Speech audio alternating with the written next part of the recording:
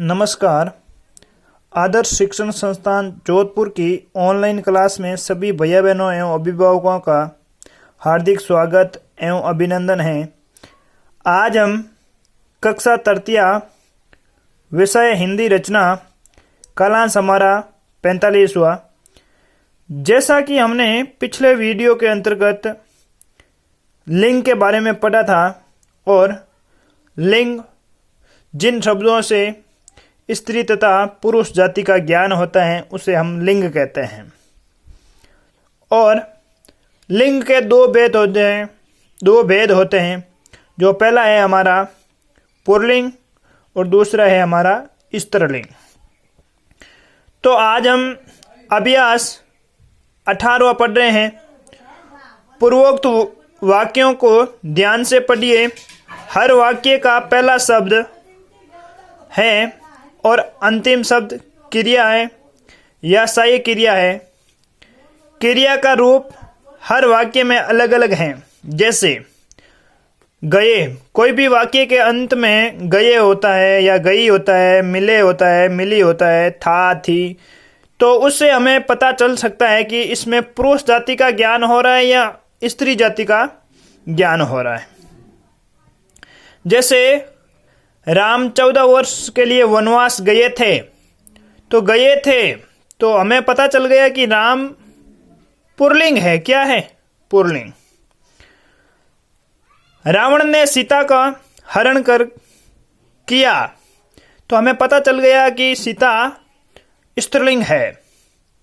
या मंजू जोधपुर गई, मंजू जोधपुर गई, तो गई शब्द आ गया तो हमें पता चल गया कि स्त्रीलिंग है। राम 14 वर्ष के लिए वनवास गए थे, तो पता चल गया कि पुल्लिंग है। तो पहला प्रश्न है हमारा, गए, मिले, था आदि का प्रयोग किन के साथ हुआ है। अब जैसे कोई भी वाक्य होता है तो उसके अंत में, वाक्य के अंतर्गत गए, मिले, थी, तो ये होता है, तो हमें सीधा सीधा बताना कि पुरुषों के लिए होता है पुल्लिंग है। किसके लिए है? पुल्लिंग। दूसरा वाक्य है, प्रश्न है हमारा, श्री राम, राक्षस, रावण पुरुष है या स्त्री है। तो अब श्री राम पुरुष है, रावण और राक्षस पुरुष जाति है, तो इसके अंतर्गत पुल्लिंग है। क्या है? पुल्लिंग।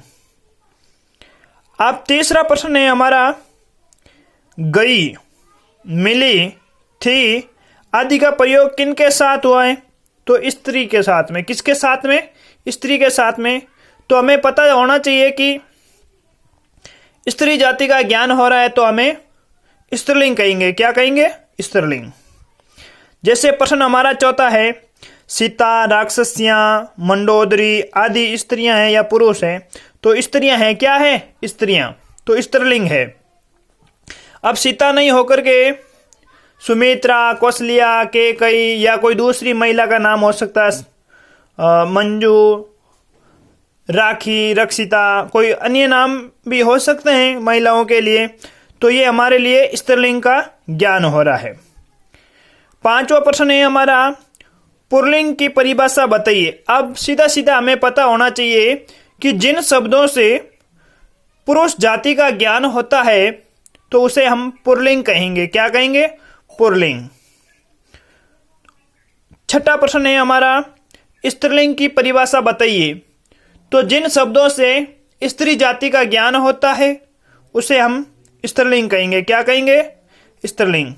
तो आज अभ्यास हमारा 18वां पूर्ण हुआ और जो भी गृह कार्य है वो PDF के माध्यम से भेज रहे हैं। धन्यवाद।